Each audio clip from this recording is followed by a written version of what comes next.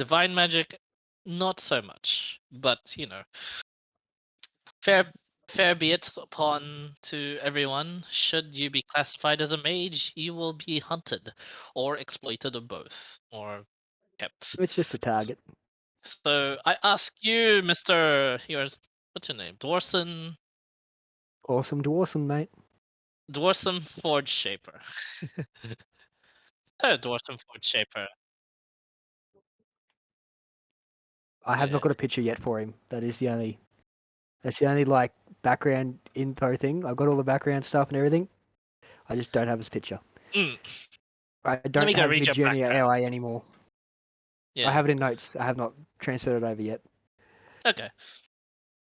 Would you like to transfer it over, and I can read over it for a bit, and then we can go through? Because the way I did it was I shaped both Bingus's and Basics backstory just fully out with them through session 0. I basically did scenes with them, like just 3 scenes, 3 chapters, and just basically major events that marked their backstory as to their adventures from level 2 onwards.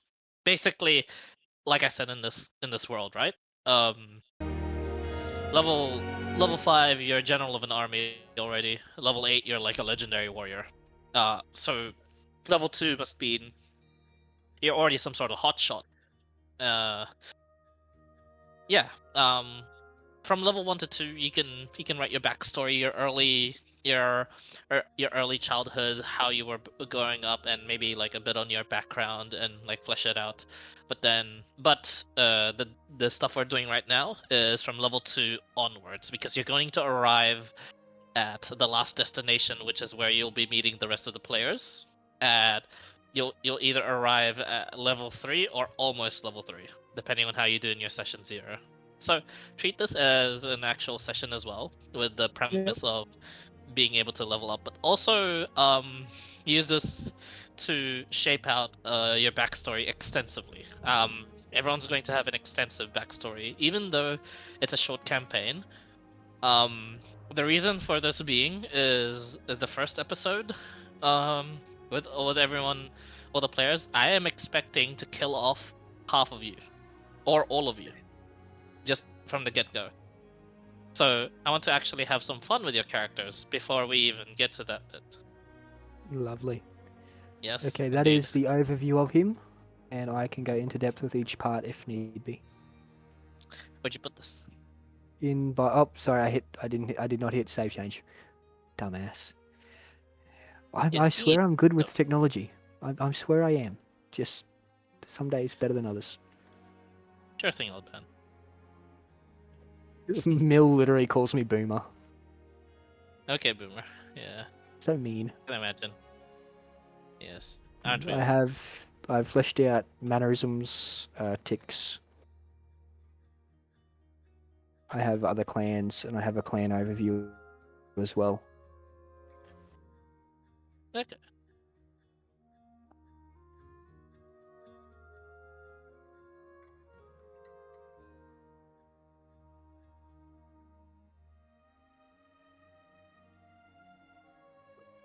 I have clan background. I have clan members. Oh, you should send me those over Discord. That's actually very useful. I can do your chapter 1 through reading your stuff. But You know what? that's the synopsis and overview, right? What you put in your bio and Yep. info. Yeah, that's the easiest way just to read it in the brief. Yep, that's good. That's good. I try to make it a little bit easier instead of just putting in, a couple thousand words. Hmm.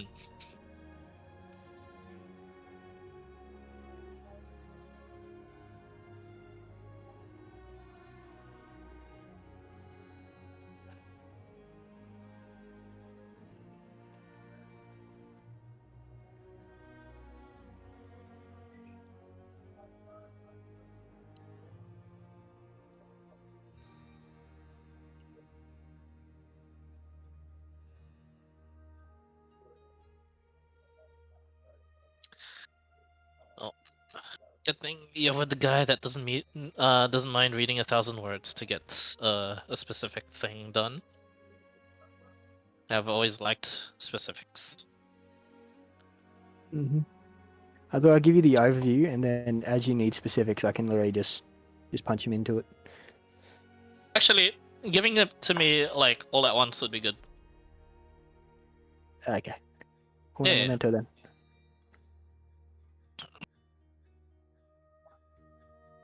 So I did a lot of this in dot point. that's okay. Been struggling with time to actually write proper stories nowadays, which is annoying. So I've put everything in a dot point form. That's fine by me. See. Like names and stuff is always good to have, Yep. especially since we don't want to like Just about to slash. update.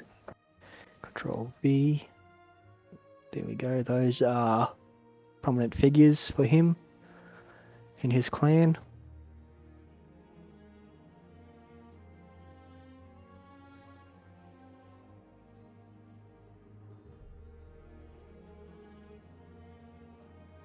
Here's the overview of the clan itself.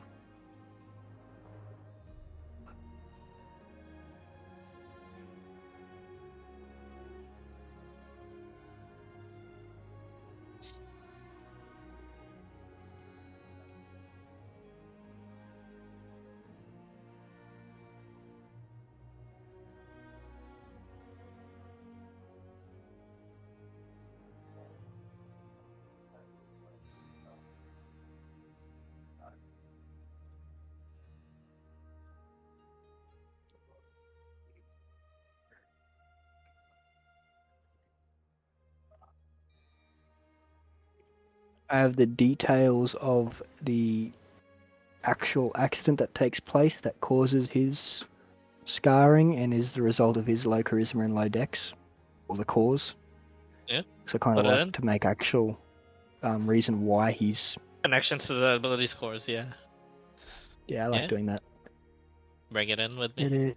Bring it. Yeah. Add D.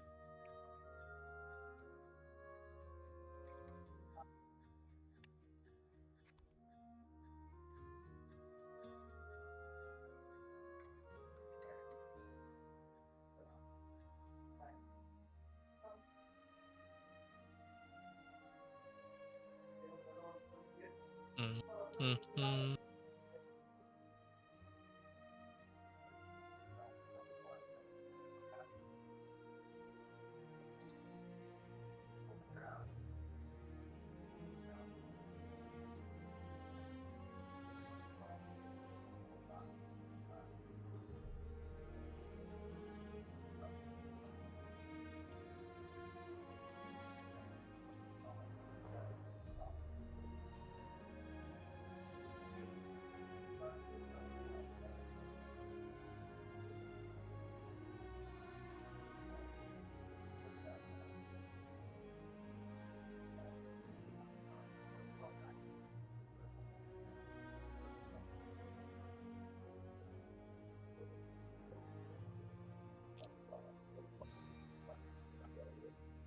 A fair bit of this I actually did at work in the notes on my phone.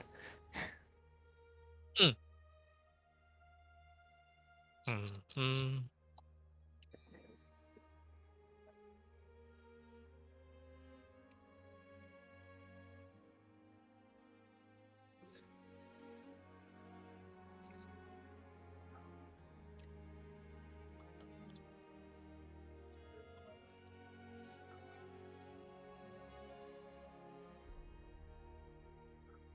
Let me know when you've done putting it in. Yeah, almost there. Nice.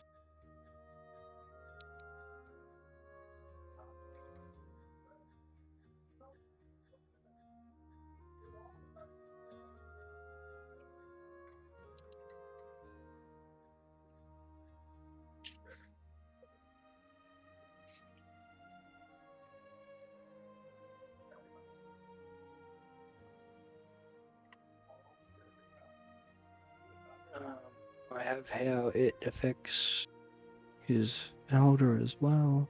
Punch that in.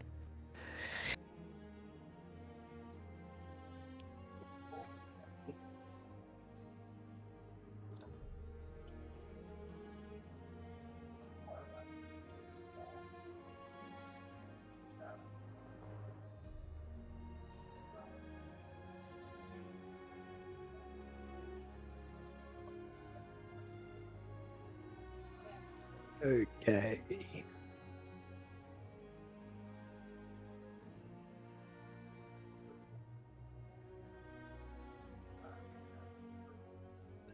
That's everything Mm, sorted out.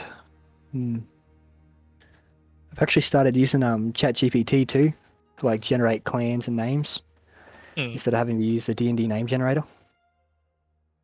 mm. AI. Get to use AI for that. Pretty good.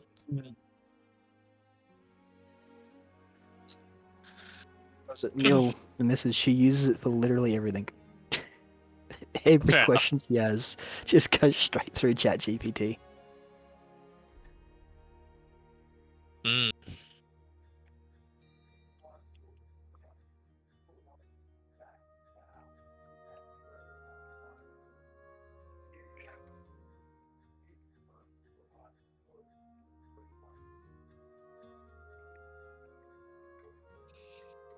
Birth, he had small frame, weak lungs, poor balance, and slow reflexes. Hmm. He started off ugly and weak to start with. Things did not improve. Hmm. While other children trained with hammers and shields, Dwarson swept floors, carried coal, sword, and scrap. He tried, he failed, he tried again.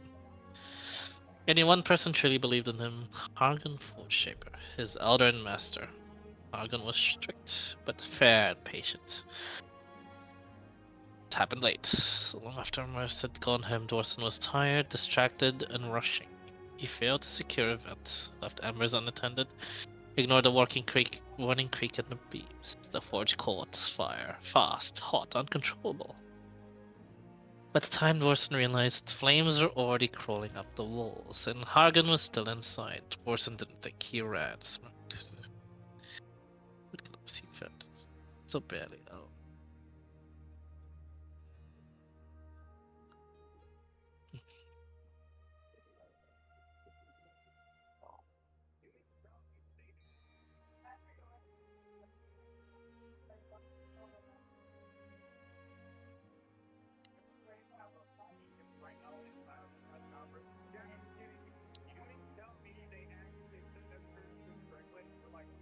Hmm. See.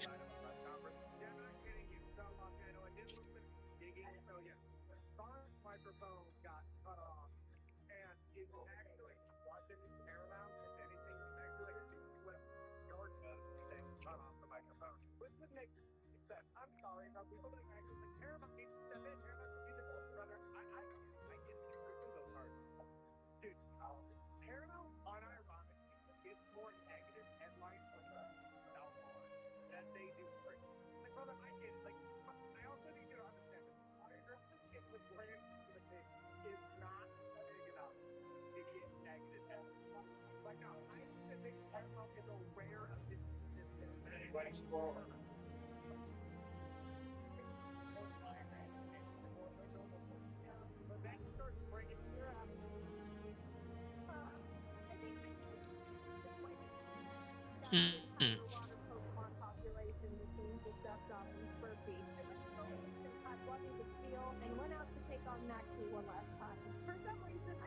Nice. Okay. After reading your backstory, you can actually keep that.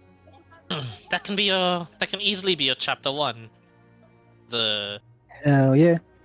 the beginnings of Dwarsum Forge Shaper. Um. Through through his through his ordeals and trials.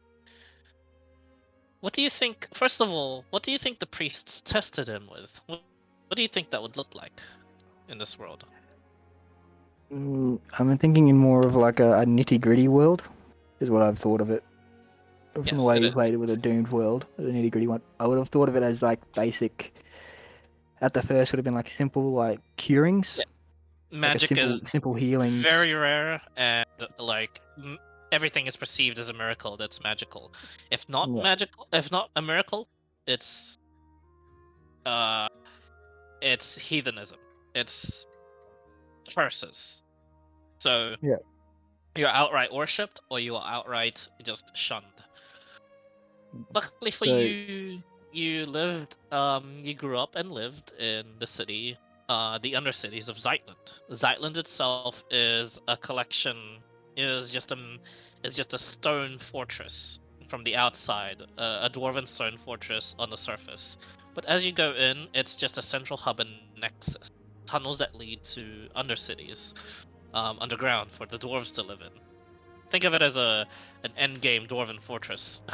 um, Settlement where in Dwarven Fortress, the NPC settlements, they actually build a fucking castle on the surface, and then when you go in, it's just a massive kingdom, and you're like, damn, this was generated by them. This is fucking cool. Um, mm, that is basically what Zeitland is. You would live oh yeah. in the more of the southern reaches of the world, from Zeitland, and it would be simply cold. Uh, Monraz, Monra. Oh wow, this is a tough name. Monrarism. Monrarism. Almost sounds like a religion. But in Monrarism, there it was it wasn't quite like a quiet city. It'd be bustling. Dwarson would not like it actually. Due to, I mean, the dwarves all look up for each other, but even then, amongst the dwarven societies, there were some outcasts, just people that like failed to. Um, it's a bit of like a meritocracy, as you'd figure out in this nitty gritty world in the dwarven societies, right? Um, if you couldn't work as a dwarf, then a lot of your value was gone. And for Dwarson, he tried. He you definitely did work your hardest. In doing so, um, when your talents were finally seen, and you were for the first time in your life fulfilled, but it took an accident to for this to happen.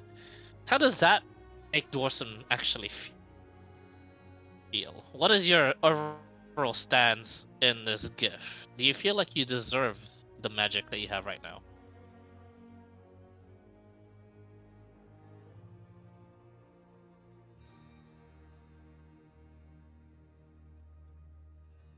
Oh, hello. Sorry, I was muted.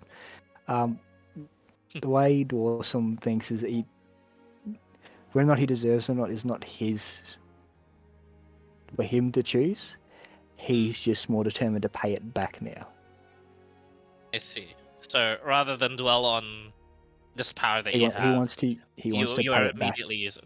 Yes, you're immediately looking to choose it. Okay. So you're determined, and your Yeah. determination will definitely net you quite a bit of just work, because as soon as you're found to have like this magic, you're put to work. Immediately put to work. You're definitely put to work in the forges. You spend a bunch more couple of years there, and you earn quite a bit of money. Add 100 gold into your inventory. Oh wow. Cool. Yes, this is how we're going to be determining the backstory and your inventories and equipments.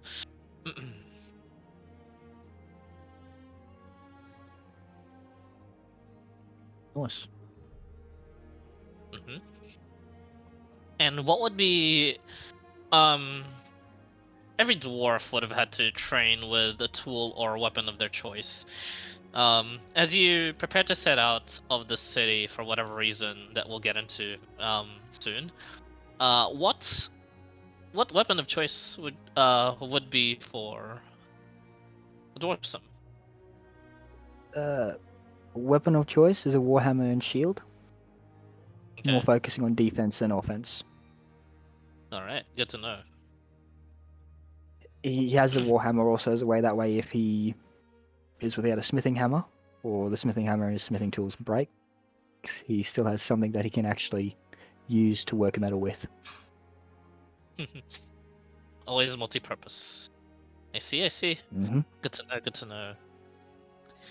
So, there comes a time where you needed to eventually leave Zeitland all up, and you were told by the Dwarven guards guarding the Nexus Fortress, as they'd call it, that out there in this world, to not use your magic as much as possible, if at all, just prevent it entirely because of the discrimination you would be under. You would know that, yeah, the rest of the surface world does not view magic the same way your people do. In fact, um, you'll be met with a lot of hostility and you'll be taken advantage of. But before all of that, what do you think would have had to make Dorsum leave home in order to go out into the surface world to to look for something or to make a name for himself? What ultimately led him out here? I'd like to think that he came to a plateau with his elder, Hagen, Yes. and he's decided to leave to actually broaden his knowledge of metalwork and to see how many forges he can shape, how many forges he can help, the people he can now teach. Yes. And although quickly realizing that as long as you're in the forge itself, your magics don't really look like magics. You're simply just guided um by the gods and well by the god that to help you like just do your work and whatnot. You also find no problem going from place to place as long as it has a forge. You can do some work, offer your services, and learn a bit there. And they're more than happy to let you work a dwarf of such high quality workmanship, of course. So you earn enough to feed yourself throughout the days, as long as you were like just village hopping, and in some places where there was no forge, you had enough on you to just live for the day and then move on to the next. You would make your way to throughout all the major places. Well, all the major places. In accordance with where you'd think there might be a smith. So we move on to the chapter 2. You would make your way towards Felhel for now. Felhel is a southern military outpost of Entelwin. You would have had to go through here by way of Zeitgen, and then just taking a boat straight to Felhel. Um, Felhel has what is called a cavern to the hollow world. There are plenty of these in Zeitland, and there's one in Zeitgen as well. And you would know to your people, you would just know it as a tunnel to the center in the Dwarven language. But yes, a cavern to the hollow world. What's that's referred to in the surface as basically a cavern straight directly to the most cavernous and massive spaces of the Underdark. Wild, untamed, just Underdark. It's just a massive bit of the world that is just teeming with creatures of both mysticism and well frightening ability to well kill you, such as the Underdark. Yeah. Lots There's lots of these creatures that come across from there. Thus, Felhel was established. There is only a military presence here, and and the families of the military, if at all present. It is mostly soldiers here, and you realize this is it. You can probably spend a lot of your time here for now. Um, so you do so, and roll a d20 for me. Yep.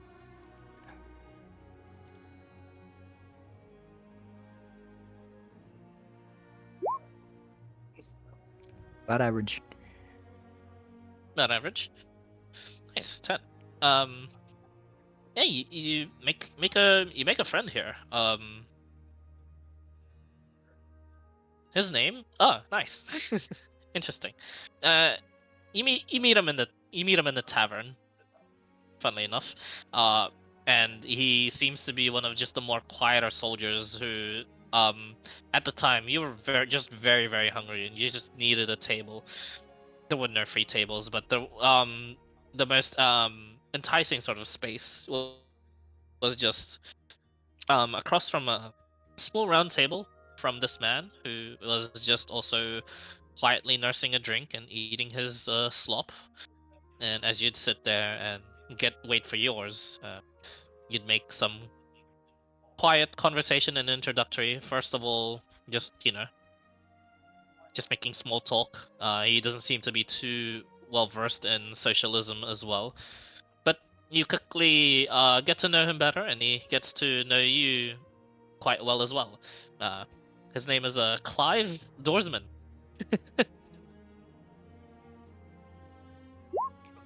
Dwarves. Dwarsman. Clive Dorsman, yeah. I guess that's why I giggled before. I'm So like, oh, so what a close. I name. was like, oh wow. Yeah. Yeah. He often makes a remark how his last name sounds quite a lot like your first name, and so forth. When you make friends with him, he introduces himself. And throughout the weeks, you'd actually get to know his proper title and job. He is actually a sergeant here. He leads a platoon every now and then in directly to venture in the cavern of to the hollow world, which is um around here. That's a bit crazy. That's he's doing God's work for almost none of God's favor, essentially. It is a very dangerous job, but does he just loves exploring. He always asks you questions about, the metals you've worked with and the corresponding ores. He's always like going. He always says, Dorsum, tomorrow there's an interesting ores that I've found. I'd like for you to inspect them and see if you can. Well, let's say for the good of the kingdom of Ensoen, but really, I just want to see if you can make cool swords out of these. And he always brings you just interesting metals, ores and stuff. It's his friend. A lot of them not that good. Just strange amalgamations of just the ores being mixed due to the just the geology that happens in the Underdark. A lot of tremors that happen in the Underdark. Every now and then he finds you black iron, that's great. You can definitely use it Damn. for metals and whatnot, and you'd be the first to work upon it. And yeah, you'd love it. This is essentially the stainless steel of this world as well. Just straight without any sort of like temperaments and alloy mixtures. It is just that good. He'd find you what seemed to be one day to confirm and to tell you this is meant to be a military secret, so keep it on the hush hush. We have found and confirmed a large vein of adamantium, he says, smiling. How much of your past would you have told him? He seems to be a good guy. How long have I been in Valhalla since A knowing month. him? How long? A month? Yeah, a month.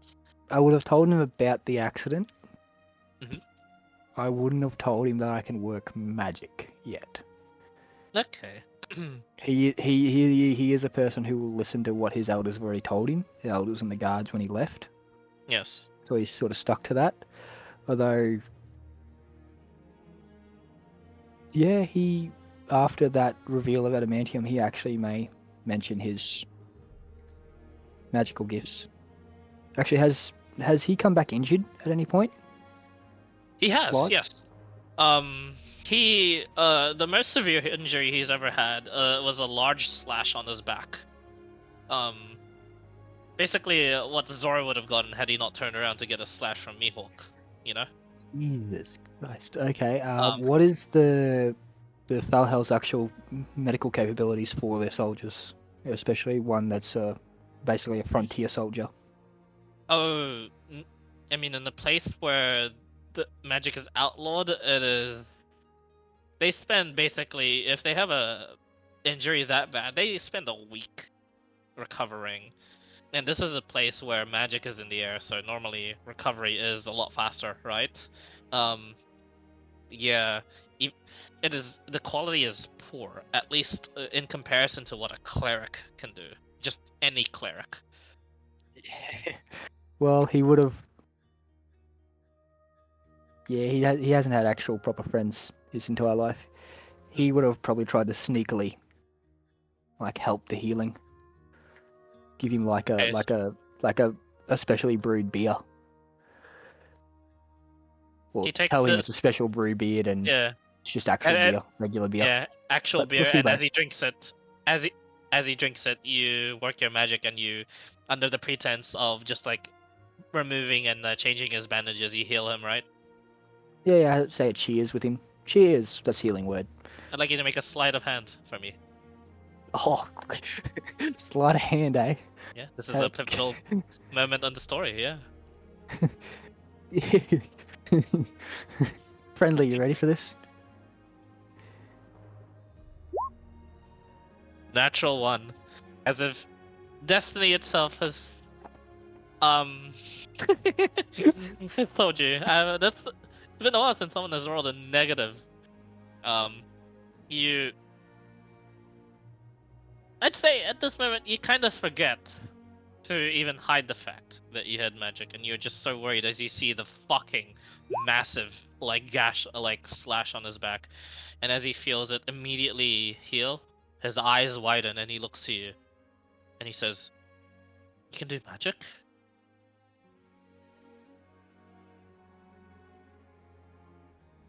Seeing as at this point it is before the adamantium and everything else, um he just looks at him and goes like does his regular like sort of like sideways look so he doesn't show the scars all the time. He's like magic?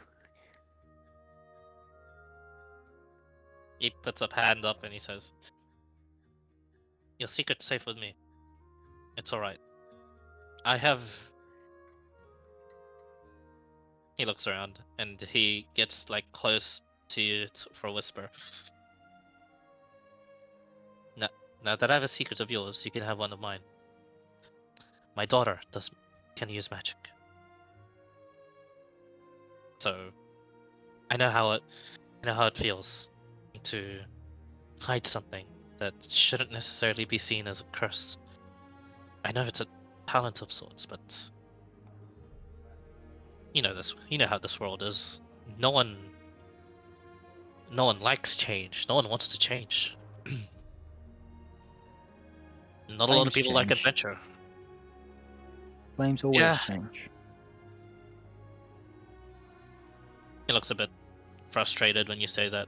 Shakes his head. I guess. That's why I like flames. Oh, I see. Thank you. Pats you on the shoulder. I'm going to still need to take a rest from this because unknowingly, because of I did not know of your capabilities. I know the wound is like very healed right now, but I put a request for leave and it got accepted for a couple of weeks, so I'm gonna be using that for holidays. But Spend time with I'm your going to daughter. be. I'm I'm going to be. You know, this is after the adamantium, by the way. Oh, Basically, he okay, sweet. got the injury as he got the adamant Okay, sweet. That during makes it this. all the even easier to Yep. work this. Yeah. And he said, yeah, and he's like, sure, I guess, yeah. Yeah, you can meet my family, and one day I can travel all the way to Zeitland, yeah, Zeitlander. Yeah. Yeah. The bigger dwarves are from the sunken cities. The smaller dwarves are Zeitland. That's how I can tell. Sure. He's Hell. just gonna look up at him like and then look down at like his legs in like steel braces. Like look up at him like, not much choice there. He looks at your steel braces and he's like, "Oh, actually, I didn't mean it like that. Oh, It's my bad." okay. Yeah, I'm jesting. catches it.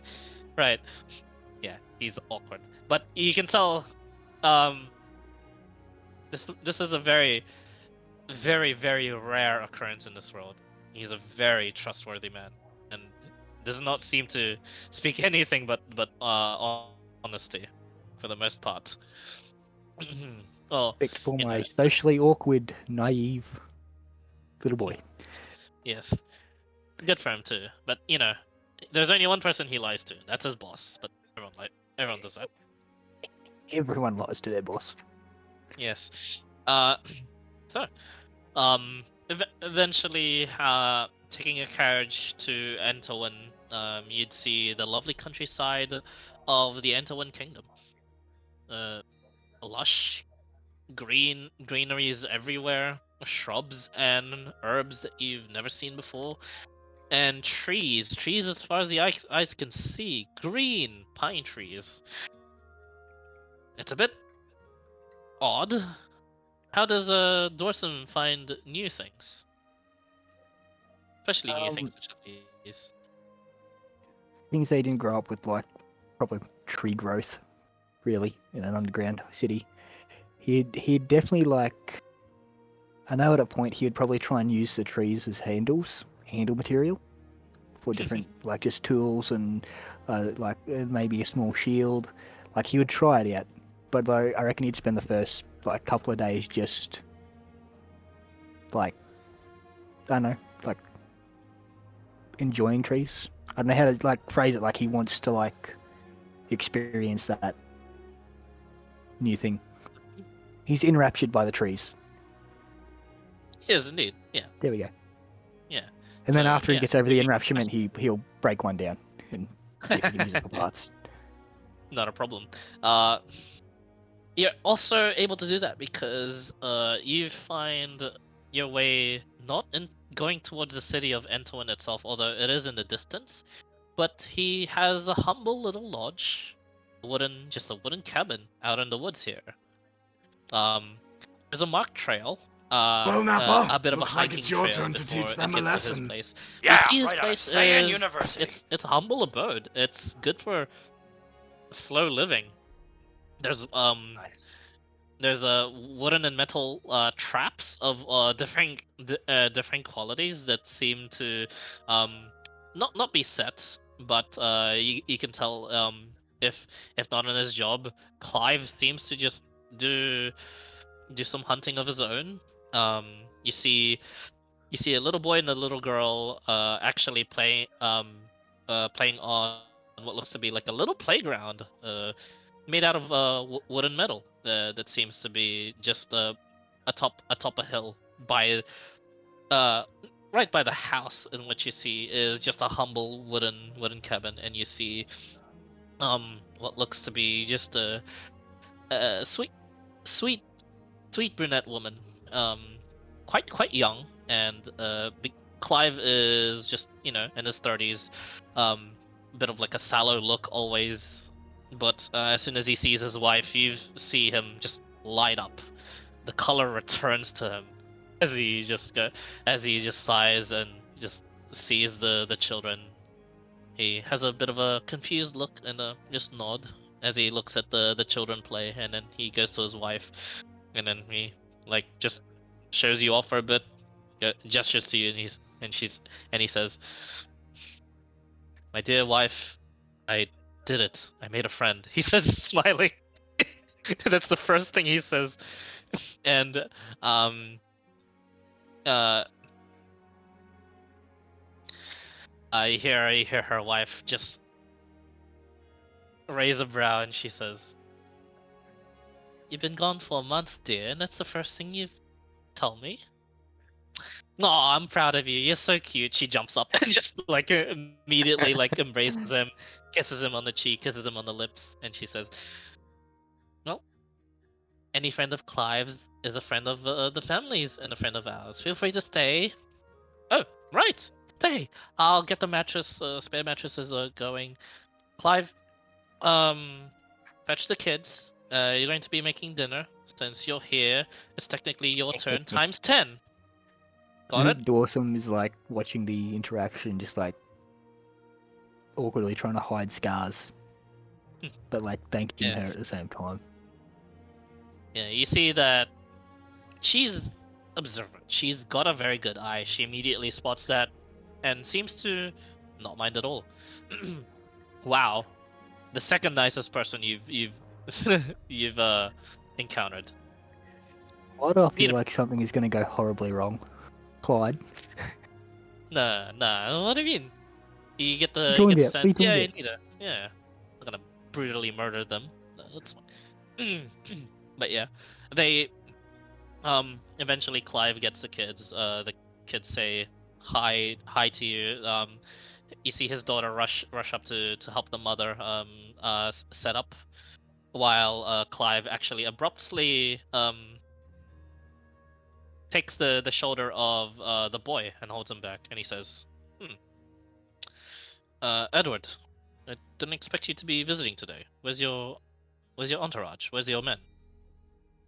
And Edward just says, just like shoves him off, and he says, "I'm fine. I'm old enough. I don't need my father's permission to visit, you know. Annabelle is a dear friend of mine," he says proudly. Clive just takes the bridge of his nose and um raises like both his brows like in some sort of frustration, but then sees himself in this little guy and he goes, "Yeah, all right. uh, I'll be making you some curry. So oh right, young man, could you help by chopping the firewood?" And he just beams and he's like, "I'd be delighted to be of help. Sure." Huh. Edward, make a history check. I'm happy to help. Yes. Make a history check for me, Dorson. Oh, me. Okay. Yes.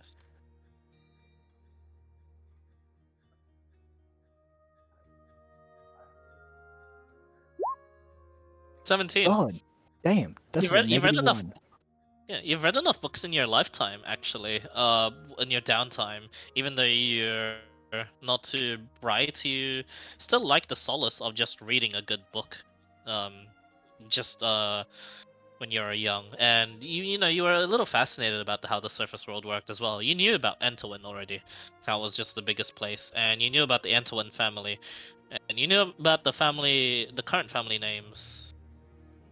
Edward Entwin? That is that is the crown prince to the Entwin kingdom, and he's here. And you kind of like put two and two together. Clive first asked where his entourage and his men are. That's a bit odd. So this place seems to be a safe enough haven for the crown prince to be visiting, or he's fallen that hard over his daughter. You know, either one. Um, Either one, he's also going to look at Clive again and be like, just a platoon leader. uh, He'd be very confused.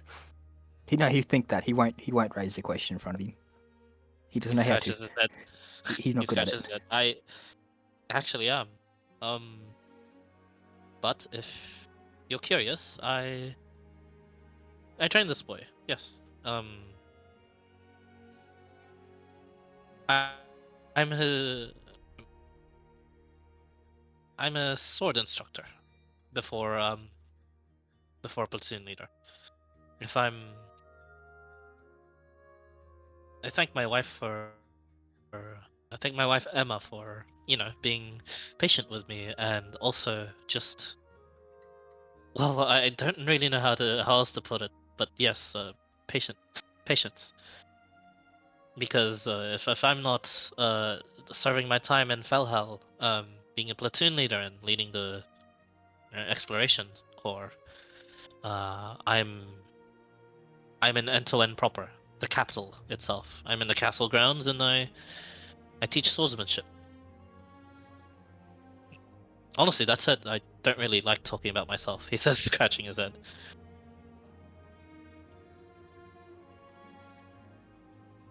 Since you Dawson were just holds up curious his as hands. to It's okay. yeah, In time. since you were curious as to him, make an insight check as well. Third time's the charm for rolls. 13. It's alright. He's not trying to be deceptive, but he's definitely withholding some information. But you get the sense this man. If he does so, he's doing it for your own good too. At least that's what you come across. And yeah, Dworsky does his best just to be like, he doesn't know how to ask socially. He's not good at that. He just goes, okay. yeah, the family reintroduces himself. Edward just introduces himself as Ed. After getting some of the firewood, you're actually helped with Clive specifically gets you to make sure the oven is not a blazing heat because he does not trust himself nor his wife to ever get that right. Annabelle you quickly catch on the fact that like mother like daughter, these girls are very very perceptive, and they seem to be somewhat aware of your magics, but don't bring it up. They reintroduce themselves as Clive introduces Emma. Emma introduces herself, and the wife. Yeah, Emma introduces the daughter, Annabella. But yeah, this simple family is rather nice. They teach you. Were you lacking this sort of familial love back in Zeitland, or did you receive some of it as well? He had some from his elder, Hmm. Hagen, Yes. but after the accident that became awkward. Hagen was bitter that he let the forge burn and created his own injuries, but he's grateful that he saved his life. So Yeah. he's It's slightly bitter, but he tries. Yeah. It's a So strange he had feeling some at kind first. of, yeah. Yeah. It's a strange feeling at first, but this is definitely the first time you've seen and actually just be a part of, like, appearance aside, and your race, as well as your disposition and your ability to use magic. They treat you as one of their own. And alongside you, Edward seems to also really love this. Um, you get the sense now Edward isn't really here just for Annabella, although he does seem to have like some sort of sweet spot for her. He just loves this family as it is. He seems to treat Clive with the utmost respect and as both an instructor and an uncle. He is deathly afraid of Emma, but that comes with the territory with having to keep track of a person like Clive. Where there's Yep. quiet, there's loud. Where there's lightning, there's thunder, and she brings quite a bit of the thunder. But in her strictness, there is a lot of love to it too. She is rather fair, especially when it comes to Annabella. And Annabella is just the most nosiest brat. She's cheeky. She plays pranks on you Those are with bolt on my brackets and my legs. Yep, she plays pranks on you with magic, with prestidigitation, and the both parents just get deathly afraid whenever that happens. But she's a kid. She doesn't give a crap. Although they discipline her, they ultimately let her do what she wants. He's gonna try and be friendly to her, and like after they discipline her, he like tries to give her a wink. Although with the burn scars, he slightly worried that it'll scare her at the same time. She doesn't pay it any mind, and she takes the wink as a form of challenge accepted. She will be a bit more creative in the next prank. Of course, she's a kid. Doesn't really get much more creative than that. But you encourage her and you make good friends with her. And roll d20 for me, please. A D what? Roll d20 for me. Okay. You'll determine their fate. Oh no. Oh no. Or That's not good.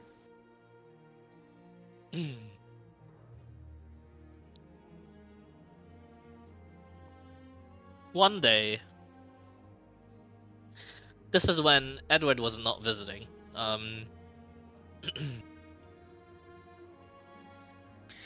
You come across what seems to be just a more quiet forest. The small woodland beings are not here, and the forest is quite eerie. There are birds about, but they seem to be largely avoiding this place. You'd go about your routine, go out from the house, and eventually, this was the day in which you're meant to go alongside Clive and go into Enterwin proper, and he was meant to tour you around there and show you where a lot of the forges are, introduce you to some of the master smiths as well. So you do. Clive wakes up, and so does Emma, and both of them go out hunting as they normally do, and you sit there and wait for a bit. Wait. They seem to be taking a lot longer than usual. It's an hour after dusk now, and Annabella seems to be a bit worried. Make a perception check for me, please.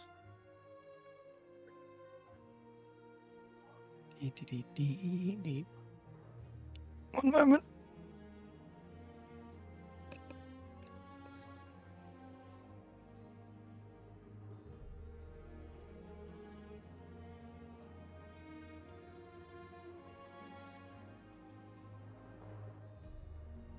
Sorry.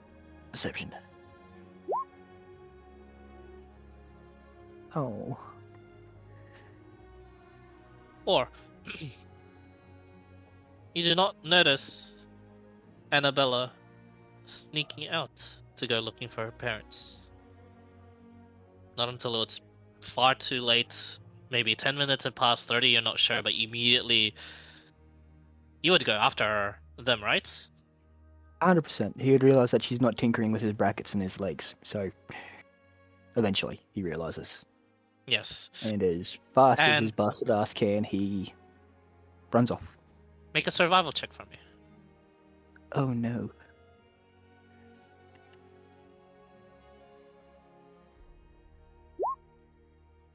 He's not good. 7. You do see... Don't worry, it's not a natural one. Otherwise this would have taken a turn for the worse backstory.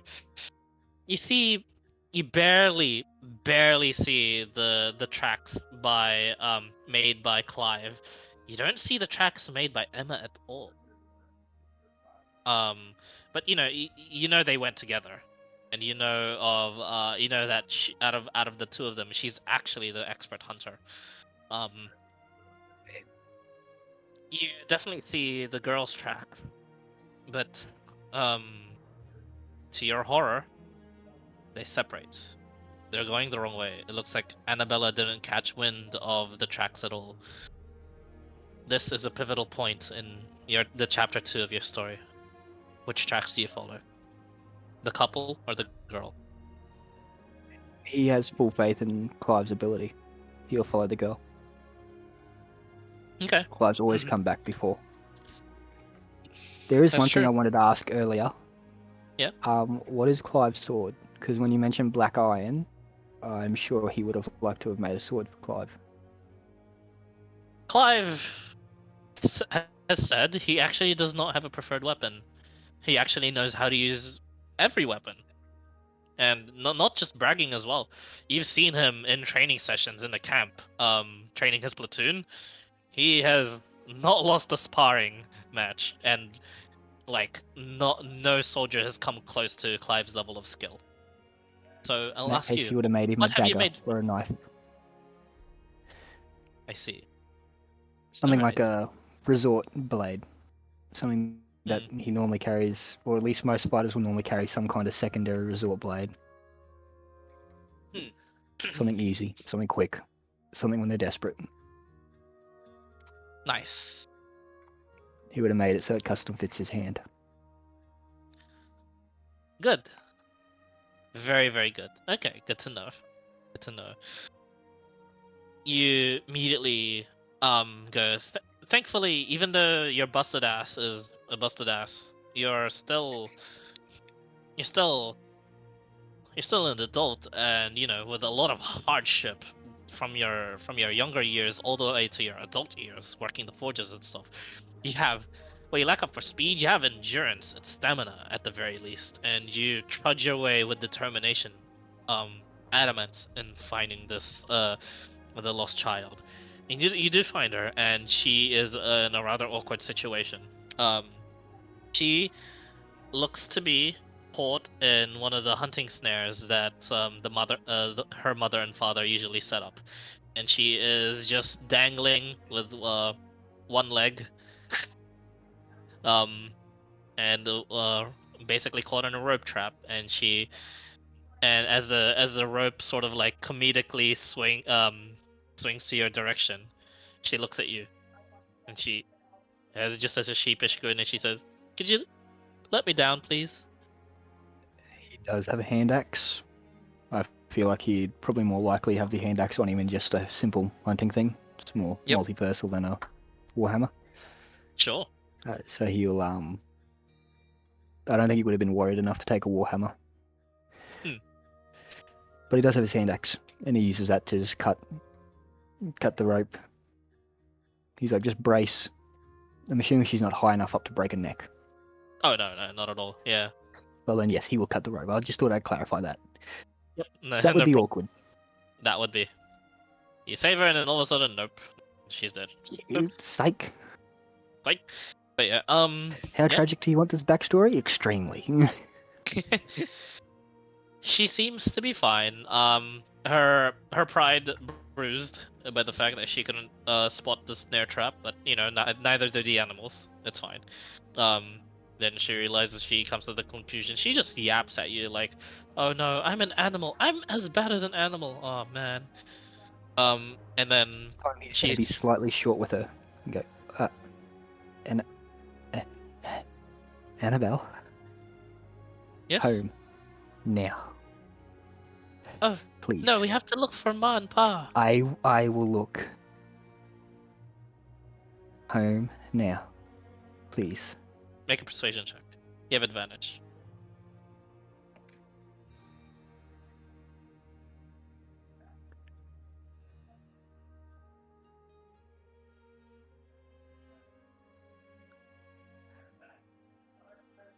I have picked Guild Artisan. I haven't put it in as the persuasion thing from it, the skill updates.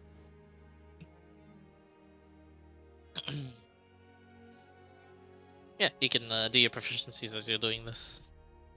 Okay.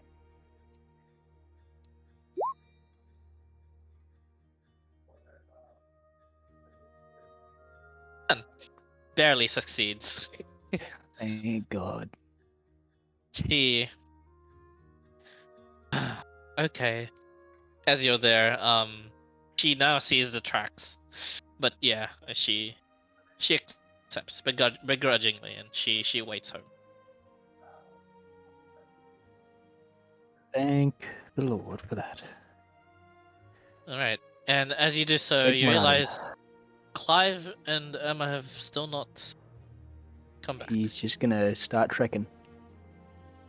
You trekking? Okay. Make. As he treks, if he starts to feel worried or concerned of like danger, or if he sees a sign of danger, he will cast Bless. He All will right. bless himself and pray to No Moradin sign of danger. that he can help. No sign of danger as of yet. But as you do, either make a perception check or investigation check, your choice, or survival. Investigation or survival. Will it matter? I'll try survival again.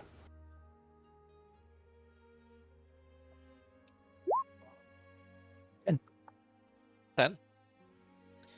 Good enough. hey, You then see their tracks do not diverge. However, you see a third set of tracks, third set of footprints that seem to just all of a sudden join theirs from an offshoot path. Now, I ask you, do you continue following the path, or do you follow this offshoot path? it just like joins and then offshoots. Yes. All of a But sudden, there's he an can still offshoot, see and their there's a tracks going. print. Yes, but there's a third set of prints that all of a sudden join theirs. He'll follow the main set of prints. He's not a super skilled woods person. Hmm. He knows that those prints were there. That's theirs. He'll probably be a little bit more aware of his surroundings, or attempt to be, as he's puffing along. Yep. And as you do so, you realize there's fourth set of prints from the bushes that join, a fifth and a sixth. The couple are being stalked. Do you Lovely. hasten your pace? Yeah, he'll push. Okay, you push on forward. He's Roll not super D20 good for me. at combat, so he just pushes on forward. Hmm. D20.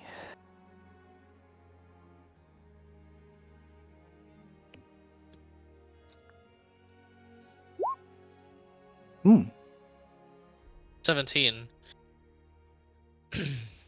You get to the scene, and they are desperately fending themselves off in this sort of like clearing. You can already see a multitude of dead bodies. Bandits, it seems. And you see now, you hear shouting, but basically just taunting of the bandits, from all around. They seem to have surrounded both Emma and Clive. Clive looks seriously injured, arrows protruding from his shoulder, a gash on his face, what looks to be a lot of his leather armor from his chest, just strewn out from sword slashes. You see Emma, with a couple of arrows just stuck to the side of her like thigh, but nothing more. She herself lets loose just a bunch more like longbow shots towards some bandits, but they're just hiding in trees and they're just like taunting. And you hear a bandit go, "You let your missus shoot for ya? Ha! Nice one! This is revenge! Revenge!" And you hear just a whole bunch of like crossbow bolts just shot towards like the trees. They're not even like actually shooting directly towards Clive and Em at this point. You just hear the bandits go, "We're gonna make it so that..." Yeah. Fuck. What was I meant to say again, boss? And you you see like this bandit just like turn to like one of the figures next to him, and you see just like a black robed figure, all like just sort of like hidden. A lot of the features hidden. Make a perception check for me. Ish. Could I have advantage for being an ugly boy? Sure. You know why? Hey, Because right? this man is ugly as well. Beneath the robes themselves don't seem Ugly to be. recognizes ugly. Yeah, these robes themselves don't seem to be fully robes. It's as if they were stuck on this man. The robes seem to leak black ink. And you see now on the man's sallow, gaunt face, human, but the eyes themselves are jet black, and they seem to cry, although not really cry, more so just leak black liquid coming from the directly from the pupil, from the eyeball itself. Um, you see him just quickly whisper, and the bandit just says, "Oh, I don't know all this about revenge and stuff, but they paid a pretty penny to just keep you away. Sorry, boss. No hard feelings. We're not gonna kill you, but we'll kill you if you step out of the tree." And Clive just says, "What are you doing this whole lot for? Please, we have a daughter at home." And that's when it hits you. They're being kept here on purpose. Annabella is in danger, but you can also quickly step in and intervene, and you can you know of Clive's skill, and you've fully can guess Emma's no slouch either. If you just give them a distraction, He's gonna go Clive can forward straight escape. away. All right, you go He's forward. going to go in. I'm assuming I have like a bonus action Yes, movement you do. in this You do. kind of situation. So he's going to go in. He's going to bonus action. Oh, it's been a while since I've looked at the spells. Bonus action healing word. Mm. He wouldn't bother having cure. He doesn't think that would be necessary on a regular day. But healing word. He's going to healing word Clive. Yep. He's going to shield of faith. Oh, no, it's another bonus action. Yeah, that's a bonus action. No, Yep. he's gonna. Yeah, no, he needs healing. He's gonna healing word Clive. Yes. He's gonna action bless. Can't do 2 leveled spells in a single turn, but This is why I'm not used to playing casters. That's fine. that's okay. That's okay. I'd That's say okay. Heal. you If I do can't that do it in a in turn, succession. Yeah. it's up to you, man. If we're gonna go by turn, because that's what I asked for, I'm happy to not be able to do the bless. Yes. Because the first thing will be to heal Clive, Mhm. and then he'll use a cantrip, Yes. and he will use light. He's just gonna blast light straight at the inky dude. He's gonna like put it on him as because you dude's blast covered this in dark inky shit. He's just got like, yeah, yeah. as you blast this light, the inky dude he doesn't seem to like react at all, but all of the bandits are momentarily just like surprised at this, and they go, "No shit, there's someone else! Oh, what the and immediately Can I 2 say bandits. something as well? Yeah, you do. Uh, You can. Emma, go to Annabelle And and she nods, light and with the all. distraction. Yeah, she nods, but then what you didn't realize is 2 of the bandits have an arrow stuck to their neck already. As she let loose as quickly, Clive takes this moment of distraction, and he. I need to roll healing word too. My bad. No, that's okay. I'd say with this, you're able to distract them, and Clive goes to work. You see, you've never seen a man actually split an arrow in half with a sword before, but Clive, um, just rushes and with the fervor and rage of a father, and one should feel as a father when their child was directly threatened like that. He slices an arrow in half that was coming for him. Deflects the bolt with what you see a black metal dagger, and then you watch as he throws that dagger to one of the people with the crossbows straight into the neck, and then he goes up to the band that was still knocking an arrow to the longbow, cuts the longbow, then cuts the man in half, actually from the waist. Clive seems to have gotten some great strength. However, you watch as um in this moment Clive all of a sudden drops his weapons. Magically held. Emma stops running as well. As you see, the black inky dude seems to have like cast something, and this is just tracing a rune in the air and is just muttering to himself. What do you do here?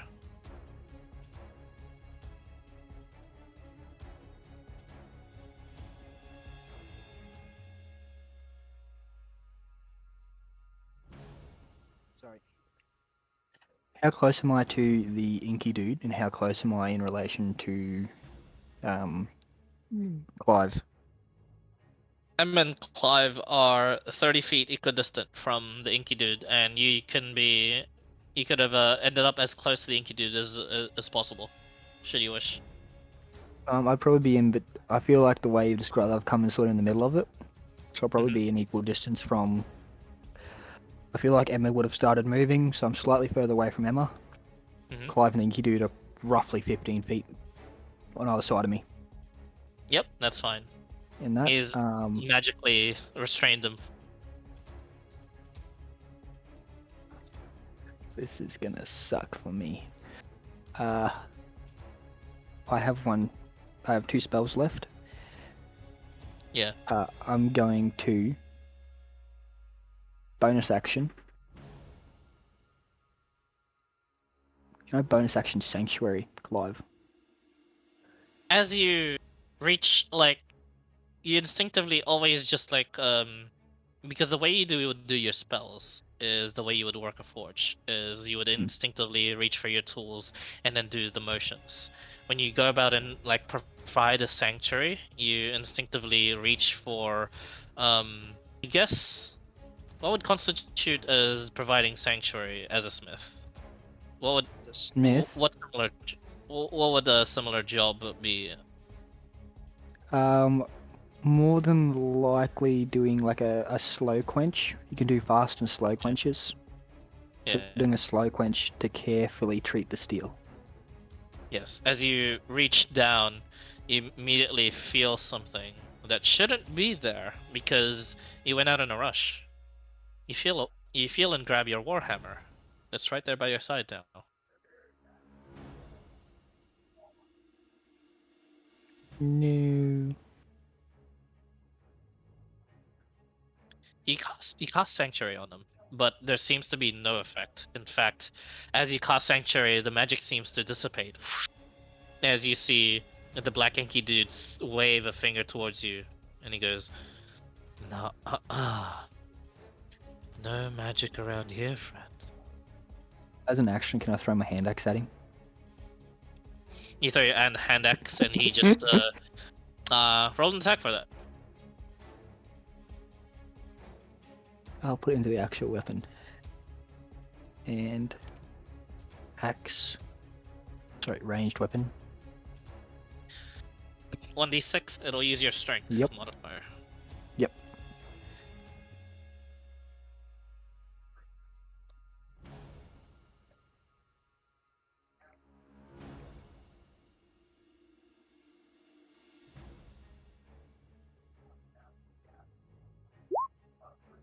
Oof, that's actually incredibly good for me.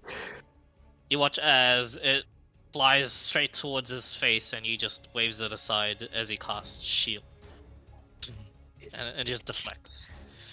And he just says, "Stop trying. Leave before I kill you." Nah. You have one more weapon by your side. What do you do? What is that? Yeah, your Oh, you're warhammer saying the is there. warhammer is suddenly there. Yes. When you had reached down to do your sanctuary, by instinct of doing like the quenching motion, you felt something odd. All of a sudden, your warhammer was there. Okay. Did not completely expect that. He. Oh, this is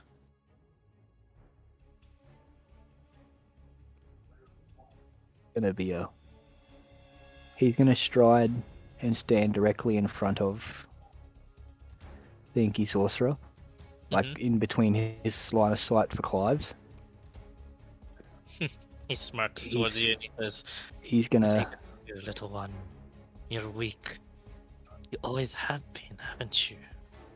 I can see it in He your is skin. going to bless himself and Clive and Emma Yep, you do so. and tell him to run, and then he's gonna just start marching towards the inky guy. Yeah, as you march, he's gonna continue, and he says, "You can't even walk properly. Look at you. You should come with me back to my world. We can treat your kind better. Your magic is much more useful there. Join me. It's useful to my friend. I don't have any. Remedy that." No, I like my friend. And he's just gonna like bang the hammer on his shield and just go at him. Okay. He's just gonna scream out, Muradin, you held me once. Hold me again. Help Clive. As you say this, as you swing, time seems to slow, and the inky sorcerer seems to just smirks and smiles as he's just gonna put up another shield again. But then you hear a voice you haven't heard of in a while, and the last time you heard of this was when you were pulling your loved one out of a desperate situation. Much like in this situation, once more, Morden says, "And this I bequeath upon you, my child. Use this power well. Only you may wield this. For this world is in danger, and you are looking at an invader. Deal with it at once, or face eternal doom. I ask this not as a warning to you, but as a plea." This sandwich is good, but it's screaming out for something seriously good. And the word help goes in your head. Your warhammer all of a sudden heats, and it feels as hot as cold in your grasp. But you don't let go of it. You feel an extreme determination to hit him right here and now. Make an attack roll for me Wait, with a warhammer. Sweet. Can I also have Blessing of the Forge of the Warhammer? Because that's also my spellcasting focus. I'm assuming Yes. that's sort of what it does. Okay, Yes. lovely. I'll put that there, and here goes nothing. Oh my lord. 18. Interesting. That was close.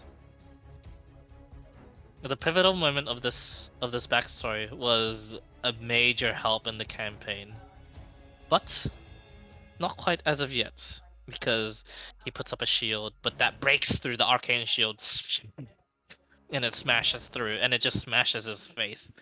Ugh. Oh, how could a weapon of this world even hurt me? And you hear Morden speak once more, and he says, "Be gone, spawn of night and darkness. You are not meant to be of this world." And there's a shockwave, and you watch the inky sorcerer just all of a sudden fly off into the fucking stratosphere with like the massive shockwave that just emitted in this moment, and you just see Clive's hair thrown back, and he gets thrown as well up into a tree. Ugh. Fuck. United States of Smash. Yep. He just says, "I'm not," and he faints unconscious, smashed against the tree. Emma had already been running, and the momentum has just caused her to just fly across, like to the direction of her house. You're not sure of her fate, but you get the sense, you know, she's trying her best there, perhaps. Uh, Mhm. With that Inky Sorcerer gone and the Warhammer at your side, let me put upon you, because I will tell you now, Dwarsen Forge Shaper, with the last blessing, a great boon from your god given to you, although the powers still remain at your side and at your beck and call, you no longer feel a connection. It is at this moment you feel your god is very well in danger. But with it bestowed upon you, a magnificent weapon, but only you can wield. You you have a Vorpal Warhammer. Oh my days.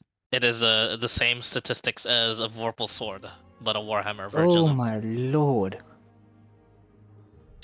Like I said, I will be looking to kill you guys outright on the first session. Everyone will be given some way, some shape or form to change how this campaign goes and how this Fight story back. goes. Yeah. There is a condition to this Vorpal Warhammer. Only you can wield it.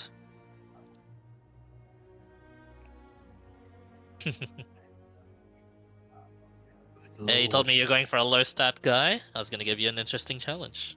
There you go. How do you normally play low stat guys? You don't play them with saves, you play them with intricate and interesting spells to help the party. Well, here you go. Try and hit something. Maybe you win, That's maybe you okay. don't. Yeah, That's okay. My guy is built around being able to sit in the front still. that's good. That's good. Because I determined that I wasn't just going to stay in the back. Yep.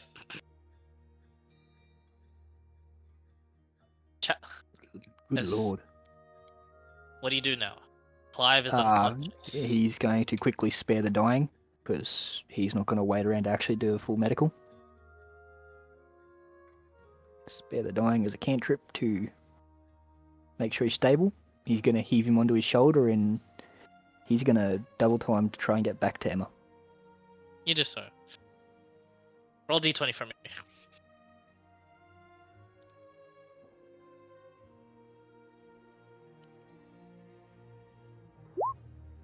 Hmm.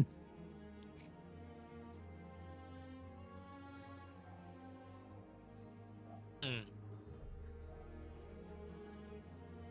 Now roll d2 for me. Oh no.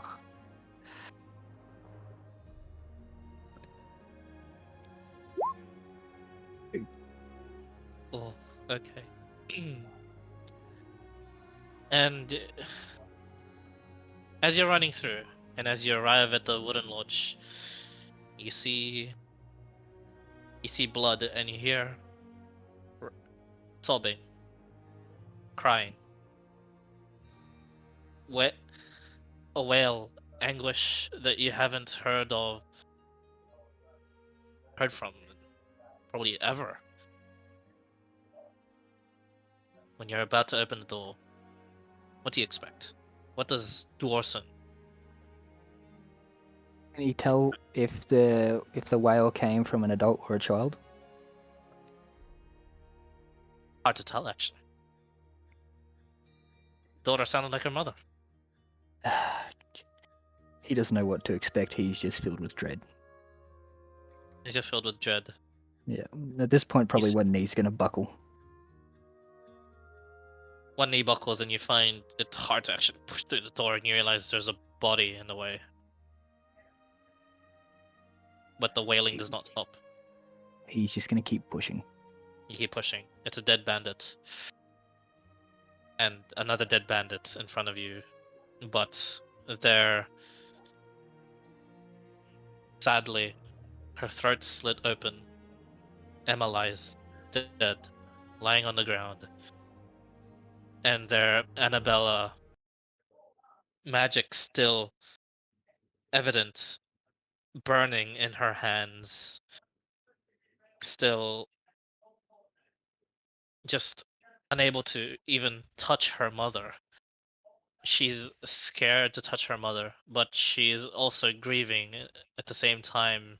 You know her to be a smart girl, so she's at such a conflicting array of emotions right now. She wants to embrace her mother, but she cannot control her magic at the moment, and she is just sobbing, tears, crying and crying and crying. She's wailing. She tries to she looks at you. She tries to grab her tears away, but she just ends up burning her face. But she pushes Can I through it. like try and hold her? You hold her. He's used to heat. Yep. She embraces you, and she collapses, just in sadness.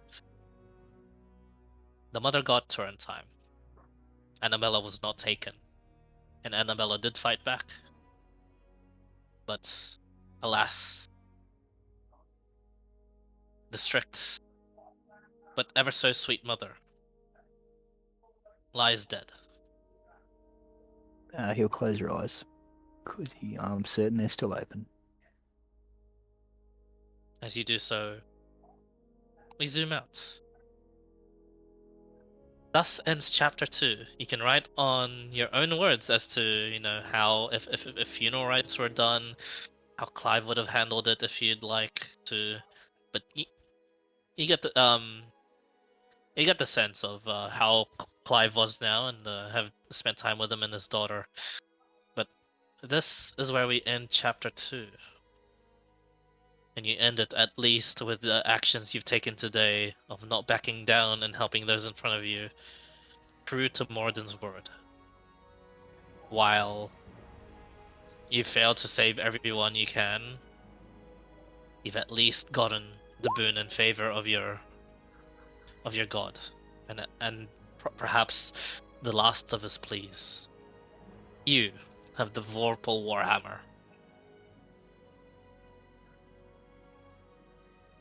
Chapter 3 comes along, and you find yourself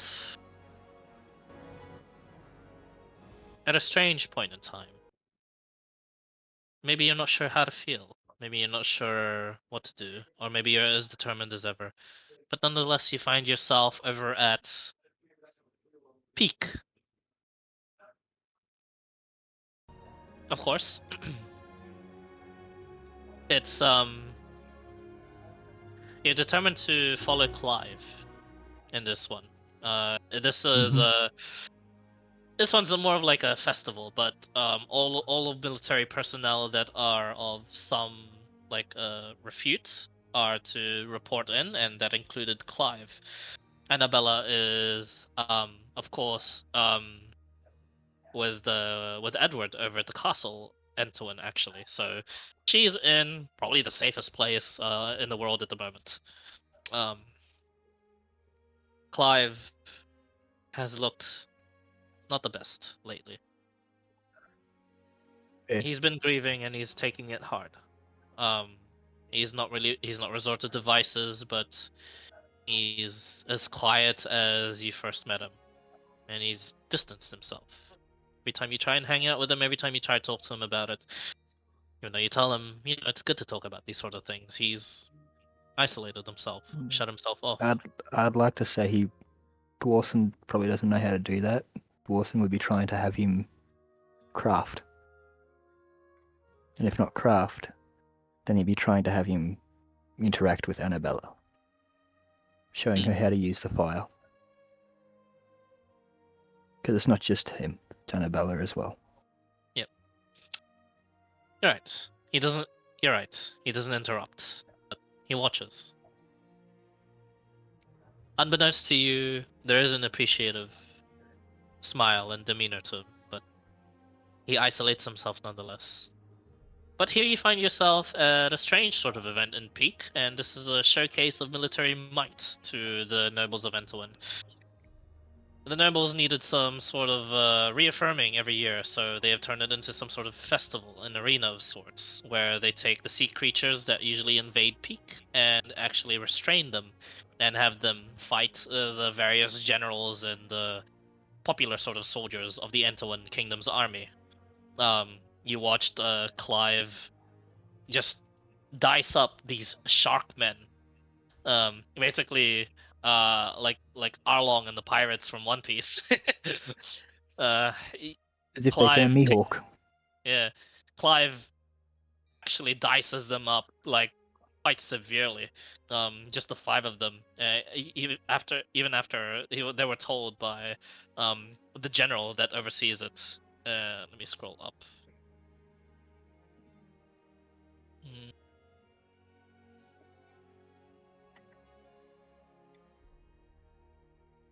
Let me look at the chat log entries.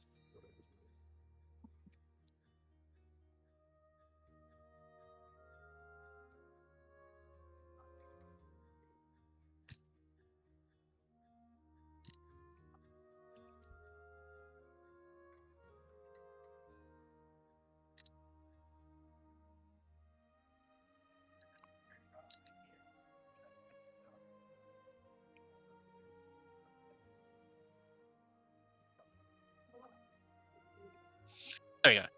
General Chris Wazran. General Chris Wazran is touted to be the kingdom's finest ever young general. This man, you feel Clive being, relatively strong, but you also, when you look at this man, he seems to be like a league above Clive. That's for sure. As you just feel the immense amount of just strength just by looking at him. Just a commanding presence, and you see him actually like stop the fight itself and prevent Clive from dealing the killing blow to the five of these sharkmen. And the nobles are definitely very impressed by that, but comes along with the final bout, the sort of the demonstration where what everyone was waiting for. Here you see General Chris Wazran preparing his massive this man just wields his Y-hander, actually. And you see him uh out yeah they're preparing like the sort of like creature to begin fighting with, and then there's some troubles apparently. You can't quite hear it, but there's some apparently, according to the general, technical difficulties. We'll be right with you shortly. Lord. Most of the nobles are like, "Oh, what the heck's happening?" And when they try and like actually force the sea creature to actually come out, they pull it, and they get quite a bit of people to pull it. Do you help pull the sea creature, or do you stay Yeah, back? he'll do his best. Yeah, sure. Yeah. They get a lot of like volunteers from the audience. That's just how heavy and large the sea creature is. And you pull out of the water a hydra, but a dead hydra. Like and you see from its body there seems to be like a large sort of like orange pierce through its body already, and you're like, I wonder what killed the. And that thought interrupts you. Let me change the music real quick.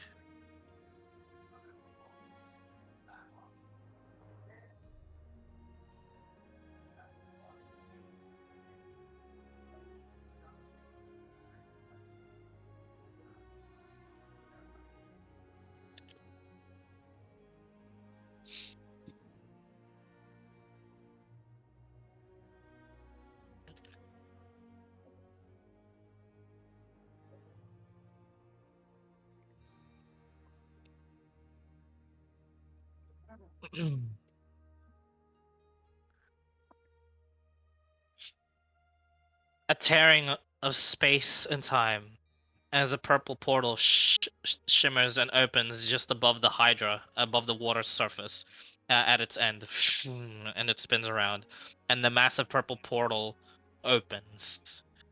Make a wisdom saving throw for me. Oh Lord.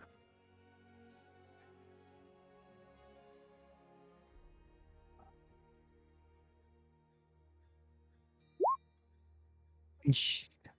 It's no good. Mm-hmm.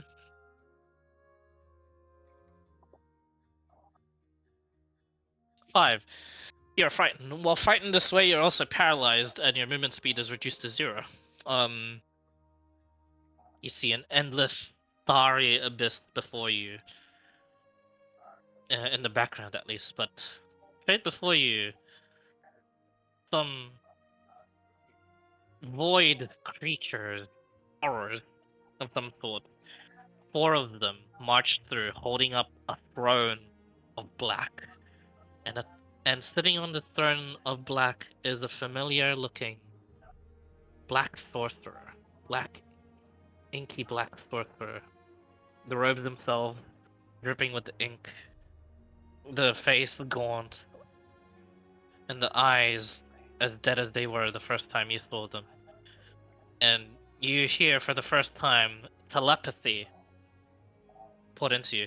This is the first time in this world that you've actually like witnessed it, and it jolts and surprises you. And as you stay there, paralyzed, you see him draw a line, a purple line, much like the purple portal that opened up. This one opens up, but it's small.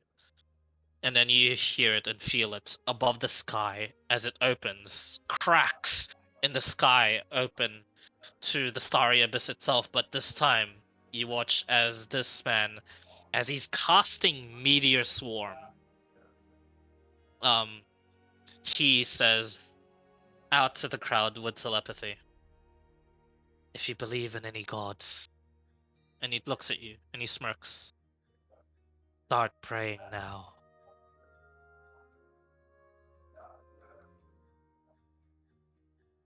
And that's that's where chapter 3 ends. That is where we will be beginning session 0. And yes, Lord. every player is in this scene.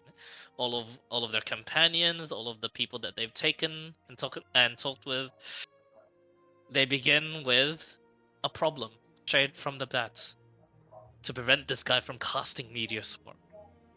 Because as it's happening, I will be getting people to have some quick reactions and whatnot. And for you, Mr. Failing Wisdom Saved by a lot, you'll start off paralyzed in the session. You start off paralyzed, wishing you could cast Sanctuary. Yes.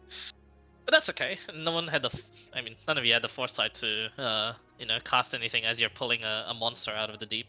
It's okay. Not yet, at least. But yeah. Thank you, Callum. We get a lot of stuff done when it's 1-on-1. So, Mhm. there you go. Holy. A sad chapter 2. By the way, your rolls could have determined whether or not you would have been able to save all of them or none of them. I feel like 2 out of 3, considering my rolls. Yeah, 2 out of Did pretty 3, well. and Clive surviving is very important for the future of this campaign. Because, he's a good friend of yours. He will be a companion so long as you get him out of his depression. And, continue to look after him too. Oh, that part Yeah. won't be any issue. The issue is surviving this bit. Yes, indeed. But yeah, Oh there you go. lord. Alright, I'll give you a bit to write it all down, but in the meantime, I'll go I've dot pointed as we go, so Nice. I've got most of it Good pretty well tucked away. Good job. Alright. Oh, GG's. Thanks, Friendly, for streaming it. Thanks, man. Yo, That was fun. GG. That was awesome. No problem. Alright. You thinking about tomorrow or? Yes, I'll Yeah. also do one tomorrow. Okay. By the way, yesterday's was intense, today's was intense. I'll also be doing tomorrow as intense. So, stay tuned. It'll be pretty cool, and you can totally watch each other's backstories. It's fine by me. This is, like I said, this is Nice. going to be a short campaign. But yeah. Anyway, cheers, guys. I'll be going off now. I'm Thanks. gonna go get my food. Yeah. Bye bye. Catch you tomorrow if you want. Sweet. Catch you around. Callum. Gotcha.